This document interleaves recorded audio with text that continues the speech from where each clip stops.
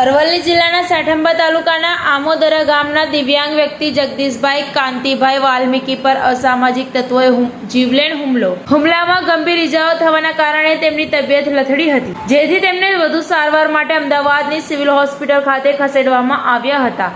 જોકે સારવાર દરમિયાન ટૂંકી સારવાર બાદ જગદીશભાઈનું મોત નીપજ્યું હતું। વાલ્મીકી સમાજ અને આગેવાનો દ્વારા ન્યાયની માંગણી। ઘટનાની જાણ થતાં જ વાલ્મીકી સમાજના અગ્રણીઓ અને મોટી સંખ્યામાં સામાજિક કાર્યકરો બાયડ પોલીસ સ્ટેશન દોડી આવ્યા હતા।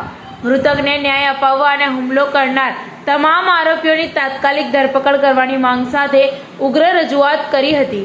પરિસ્થિતિની ગંભીરતાને ધ્યાને રાખી પોલીસ તંત્ર દ્વારા સત્વરે ગુનો નોંધી આરોપીઓને રાઉન્ડ અપ કરવાની કાર્યવાહી હાથ ધરવામાં આવી છે।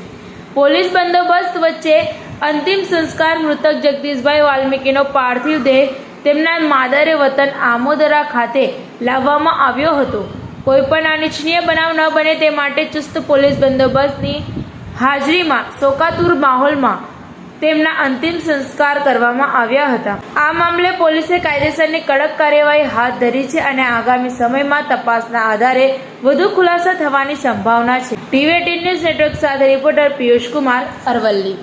તારીખ 24/7ના રોજ આમોદરા ગામે જે બનાવ બન્યો છે એની અંદર જે બે આરોપીઓ છે એમણે જે વાલ્મીકી સમાજના અહીંયા જગદીશભાઈ સોલંકી છે એમને મારેલો અને એના હિસાબે ગઈકાલે ત્યાં સિવિલ હોસ્પિટલની અંદર દાખલ થયેલા અને એમની સારવાર દરમિયાન એમનું દુઃખદ અવસાન થયેલું છે।